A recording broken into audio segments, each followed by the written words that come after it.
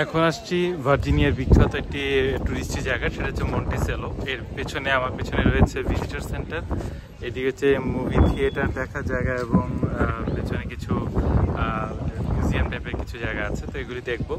এরপরে যাব হচ্ছে একেবারে উপরে পাহাড়ের দিকে। তো দেখি আসলে কেমন যায়। আমার কাছে মনে হচ্ছে যে খুব একটা ইন্টারেস্টিং একটা জায়গাতেই আসলাম। আজকের ওয়েদারটা খুব সুন্দর, রোদ আছে এবং হালকা হালকা ঠান্ডা একটা ভাব, এবং পাহাড়ের উপরে প্রেসিডেন্ট থমাস জেফারসনের একটা স্মৃতিমাখা জায়গা এটা। তো সুতরাং আশা করি যে ভালোই লাগবে সব মিলিয়ে। তো দেখি ঘুরে ঘুরে মন্টিসেলো, ভার্জিনিয়াতে।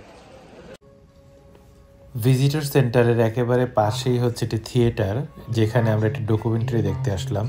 এই ডকুমেন্টারিটা মূলত থমাস জেফারসনের পরিকল্পনাগুলিকে দেখিয়েছে, যে তিনি কিভাবে এই মন্টিসেলোর পাহাড়ের উপরে এরকম একটি বাড়ি বানানোর পরিকল্পনা করলেন, এবং তার আয়োজন কী ছিল, তার ডিজাইন কী ছিল, পরিকল্পনা কী ছিল, সবই এখানে দেখানো হয়েছে। সবচেয়ে ইন্টারেস্টিং লাগলো যে শুধু ডকুমেন্টারিটাই শুধু যে তার মানে বাড়িটা নিয়েই না, তার ইঞ্জিনিয়ারিং চিন্তাভাবনা, তার পড়ালেখা, তার লাইব্রেরি, তার গবেষণা, এই সব কিছুকে এখানে দেখিয়েছে। একই সাথে দেখিয়েছে তার যে আমেরিকার ডিক্লারেশনে তার যে অবদানটা, সেটাকেও। তো সব কিছু মিলিয়ে সেটা অন্যরকম একটা আয়োজন, অল্প কথায় অল্প আয়োজনে খুব সুন্দর একটা ব্যাখ্যা আমরা পেয়েছি এখানে।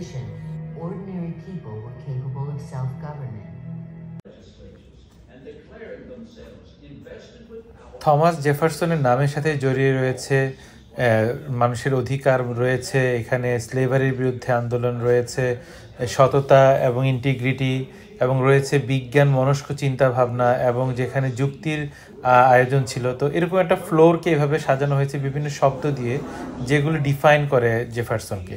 এবং সেই সাথে আমেরিকার ইন্ডিপেন্ডেন্সের যে ইন্ডিপেন্ডেন্ট ঘোষণাপত্রে যে জেফারসনের যে অবদান ছিল, সেটা এখানে দেখানো হয়েছে। খুব ইন্টারেস্টিং লাগলো যে এখানে বাংলাদেশের নাম দেখতে পেলাম, এবং এটা বলা হয়েছে যে আমেরিকার ডিক্লারেশনের যেই এটা ইন্ডিপেন্ডেন্স ডিক্লারেশনের যেই তত্ত্বটা রয়েছে, এটা থেকে ইন্সপায়ার্ড হয়ে পরবর্তীতে বিভিন্ন দেশ তাদের স্বাধীনতা ঘোষণা করেছে। তো এই জিনিসটা আসলে খুব ইন্টারেস্টিং, আমার কাছে অন্যরকমই লাগলো।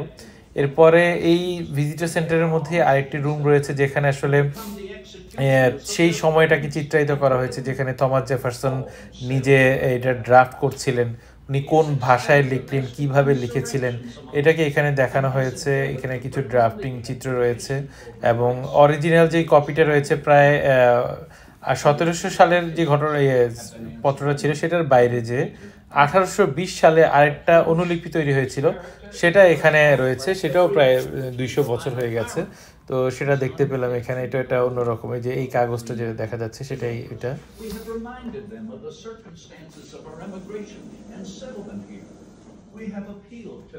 দেখতে পেলাম যে এটা আসলে অরিজিনাল না, এটা হচ্ছে 1820 সালে জন কুইন্সি অ্যাডাম এটার প্রায় 201টা কপি তৈরি করে, তার মধ্যে একটা কপি এখানে এখন অবশিষ্ট আছে।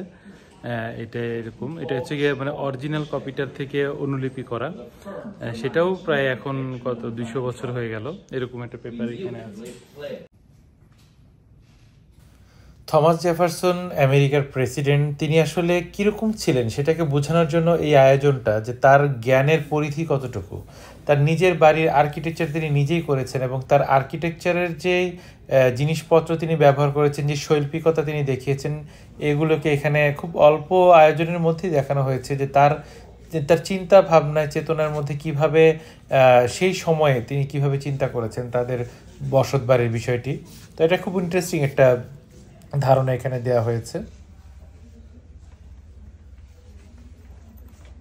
থমাস জেফারসনের লাইব্রেরির একটা অংশের কিছু বই এখানে রাখা হয়েছে, এবং তার ট্রাভেলিংয়ের যে স্টোরিগুলি এবং সে কোথা থেকে কোথায় গিয়েছিল, সেগুলিকে এখানে সমন্বয় করে একটা মানে ডেমো দেখানো হয়েছে।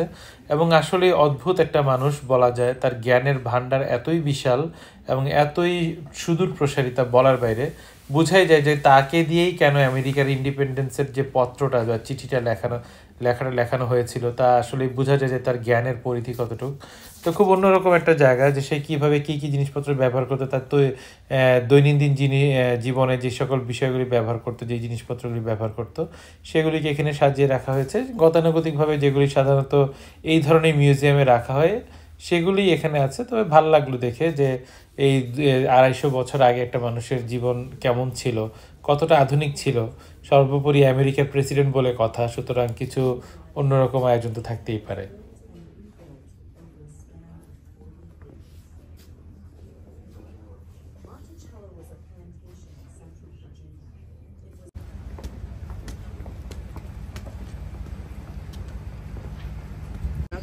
থমাস জেফারসনের একটা সুন্দর স্ট্যাচু আছে এখানে। তো এটা হচ্ছে এখান থেকে গাড়ি আছে, গাড়িতে করে আমরা এখন যাব হচ্ছে থমাস জেফারসনের বাসার দিকে। তো মন্টিসেলোতেই থমাস জেফারসনের গড়ে ওঠা, এবং তার সম্পর্কে যতটুকু জানলাম যে শুধু একজন প্রেসিডেন্ট হিসেবে দেখলে হবে না, তার আর্কিটেকচারাল গুণ ছিল, তার কাল্টিভেশন এগ্রিকালচারে তার বিশেষ কন্ট্রিবিউশন আছে এই আর কি। তো এখন এরকমই একটা গাড়িতে করে যাব একটু পরেই। এই হলো কথা। ছোট একটি ভ্যানে করে যেতে যেতে আসলে দেখা হয়ে গেল খুব সুন্দর একটি দৃশ্যের, অর্থাৎ মন্টিচেলোর যে পাহাড়টি সেটাতে আমরা গাড়ি দিয়ে উঠছি, এবং যতই উপরে উঠছি ততই যেন এর সৌন্দর্য দেখা দিচ্ছে, দূরের পাহাড়গুলি দেখা দিচ্ছে, যেটাকে ব্লু রিজ মাউন্টেন বলা হয়, শ্যাননদাও পার্ক, সেটা এখানেই আছি। তো আমার সামনে রয়েছে একজন গাইড, সে আমাদেরকে ইনস্ট্রাকশন দিচ্ছে যে কিভাবে আমরা এই জায়গাটাকে ঘুরে দেখবো এবং সে কী কী জিনিস আমাদেরকে দেখাবে। এর সাথেই মনোরম দৃশ্য তো রয়েছে, সব মিলে আসলে একটা অন্যরকম দিন যেতে শুরু হচ্ছে সেটাই বোঝা যাচ্ছে বলা যায়। Jefferson actually had played up here as a boy and one day dreamed of building a home on this site. He inherited the land from his father in 1764, and by 1768 he had begun the clearing and leveling of this spot. Keep in mind, this was the top of a mountain. It required an enormous amount of earth moving. At the time they would have had shovels, pickaxes and wheelbarrows. What they did was এখন যাচ্ছি জেফারসনের বাসা দেখার জন্য। আমার পেছনে যে জায়গাটা সেটা হচ্ছে জেফারসনের বাসা। তো এটার ভিতরে ঘুরবো, দেখবো আমেরিকার প্রেসিডেন্ট এবং আমেরিকার যে ডিক্লারেশন অফ ইন্ডিপেন্ডেন্স যার মাধ্যমে এসেছিল সেই থমাস জেফারসনের বাসাটা দেখতে আসছি।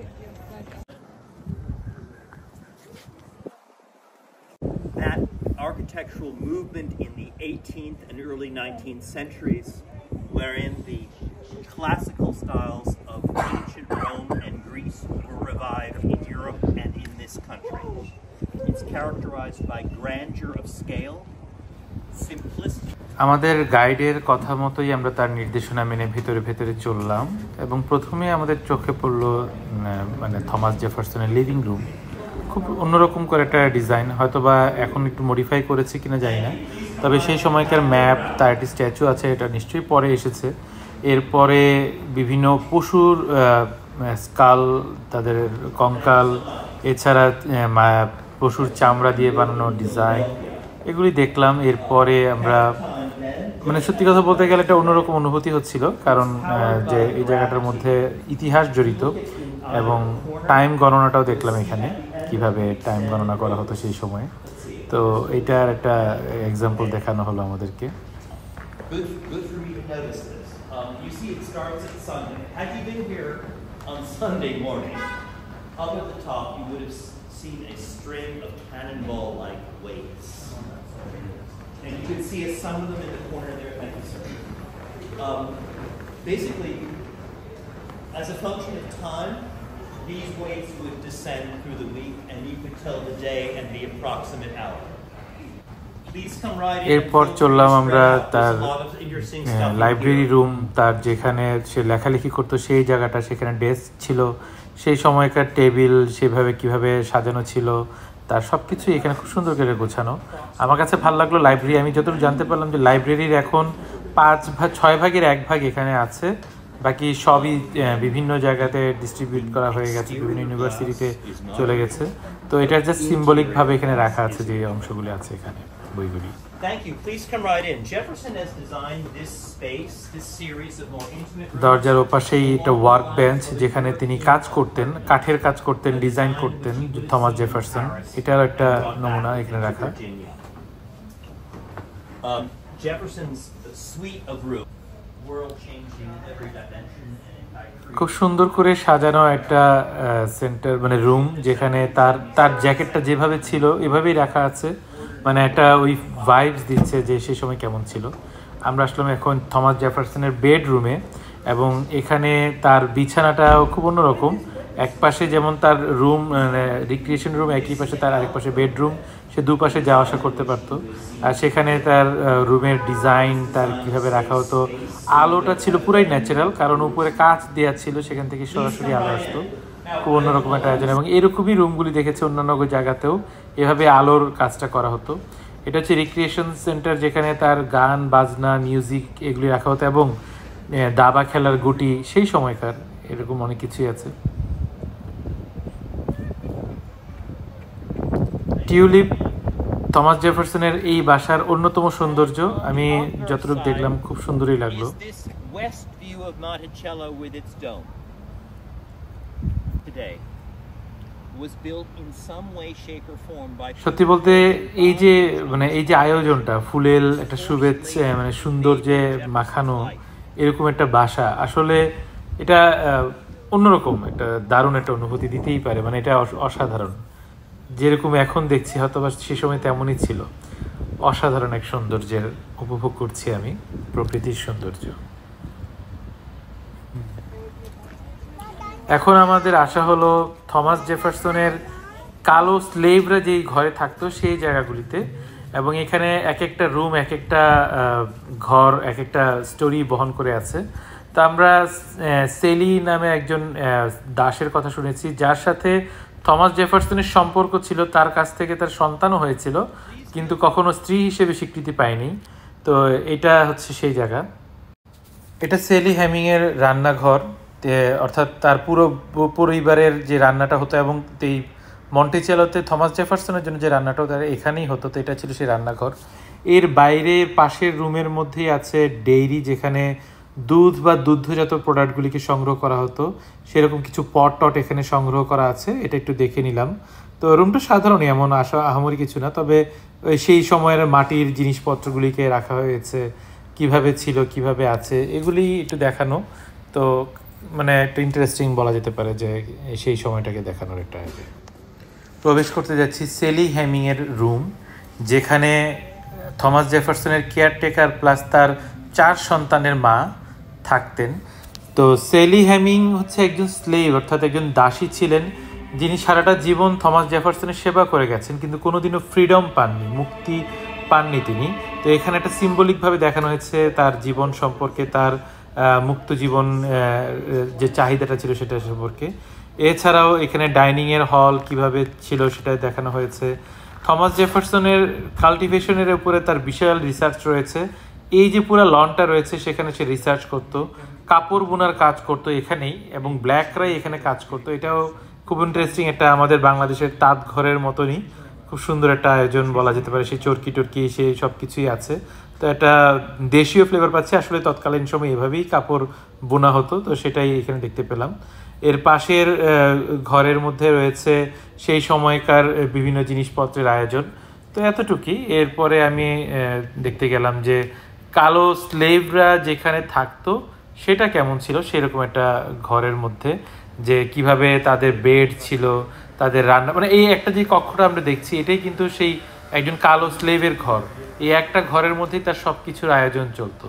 তো ছোট ঘর, কাঠের ঘর, এরকমই খুব অন্যরকম একটা ফ্লেভার পেলাম, জীবনটা আসলে কতটা অন্যরকম হতে পারে। যে আমেরিকার ইতিহাস আমরা এখন দেখি যে উৎকর্ষতা, তার পিছনের ইতিহাসটা কিরকম ছিল। তো একটা অভিজ্ঞতা নিয়েই বের হলাম আমি এখান থেকে।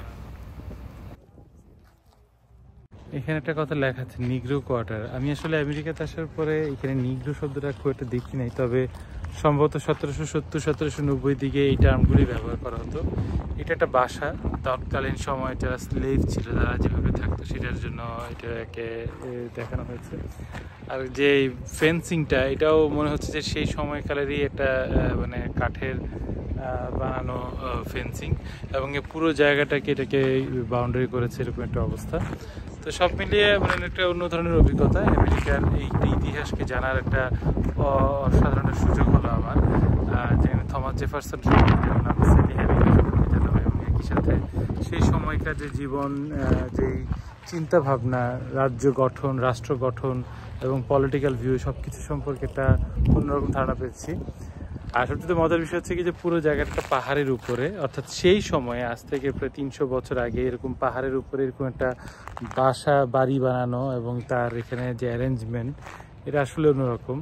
এবং এই ফেন্সের অপর পাশেই রয়েছে, ওইদিকে রয়েছে যে ভার্জিনিয়া ইউনিভার্সিটি অফ ভার্জিনিয়া, অর্থাৎ 300 বছর আগে সেই ইউনিভার্সিটিটা প্রতিষ্ঠা করেছিলেন থমাস জেফারসন। তো এটা একটা ইন্টারেস্টিং একটা ব্যাপার, মানে কত সুদূর প্রসারী তার চিন্তা ভাবনা। She wrote a quote that really struck me when I first read it. She said, quote, "The discomfort of slavery I have borne all my life, but its sorrows and bitterness I never before conceived." This was written following What was that last word? I never before. I never conceived. একজন guide আমাদেরকে ঘুরিয়ে ঘুরিয়ে দেখাচ্ছে যে স্লেভদের জীবন তখন কেমন ছিল, যেমন কোথায় তাদেরকে রোদে পুড়ে মাটির কাজ করতে হতো, কোথায় তাদেরকে লোহার কাজ করতে হতো, কিভাবে তারা আয়রন পিটিয়ে চোখা বর্ষা বানাতো এবং সেটা দিয়ে তারা বিভিন্ন প্রাণী শিকার করতো, কোথায় তারা প্যারেক জলই বানাতো এবং সেটাকে বিজনেসে ব্যবহার করতো। এরকম কালোদেরকে বিভিন্ন কাজে নিয়োগ করতেন থমাস জেফারসন।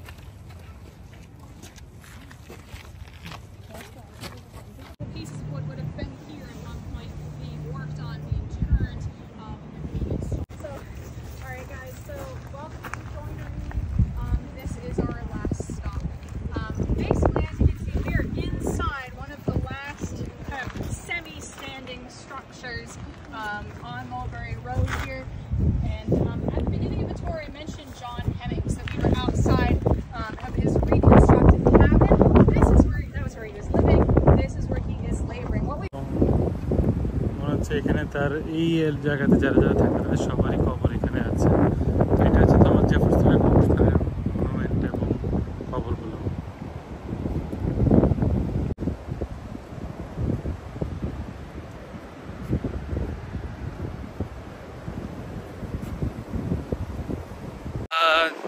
থমাস জেফারসনের বাড়ি দেখলাম, তার সবকিছুই দেখলাম।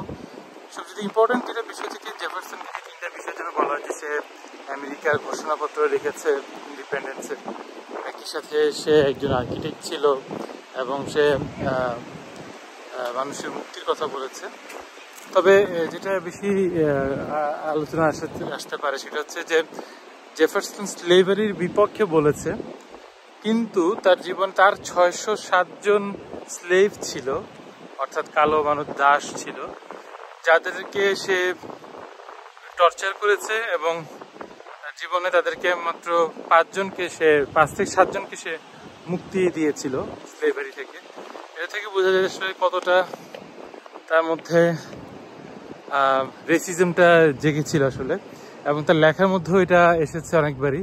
তো যেটা ভালো লাগলো এই ট্রিপের মধ্যে যে এখানে তারা কোনো কিছু লুকায় নাই, যে এমন না যে জেফারসনকে মহান বানাতে গিয়ে তার দোষ ত্রুটিগুলিকে তারা ঢেকে রাখবে, এরকম করে নাই, এক্সপ্রেস করেছে বিষয়গুলিকে এবং এটা আমরা জানতে পারি। জেফারসনের বাসা ঘুরলাম এবং এখান থেকে যাচ্ছি, খুব অদ্ভুত সুন্দর এক বাতাস হচ্ছে। আমি ভাবছি যে 300 বছর আগে এরকম একটা বাসাতে তৎকালীন আমেরিকার প্রেসিডেন্ট থাকতো, যেখানে পুরো পাহাড়ের উপরে এবং এরকম বাতাস, এবং তার 600 জন স্লেভ তার জন্য বিভিন্ন কাজের জন্য নিয়োজিত ছিল। হ্যাঁ, স্লেভের এই বিষয়টা আলাদা, এটা খুবই কষ্টদায়ক, কিন্তু এই লোকেশনটা অদ্ভুত, পুরো পাহাড়ের মাঝে এরকম একটা বাসা, মজাই করে গেছে এটা বলতে হবে।